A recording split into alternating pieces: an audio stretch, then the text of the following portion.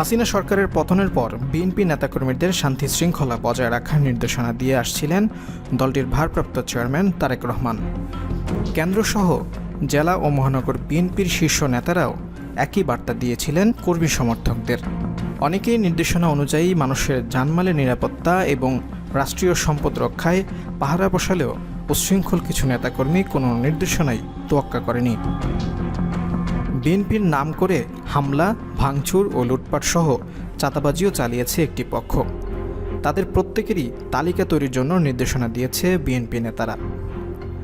তালিকা অনুযায়ী তাদের বিরুদ্ধে যেমন আইনি ব্যবস্থা নেওয়া হবে, তেমনি দলীয় পদপদবি বহন করা বিশৃঙ্খলাকারীদের বিরুদ্ধে নেওয়া হবে সাংগঠনিক ব্যবস্থাও।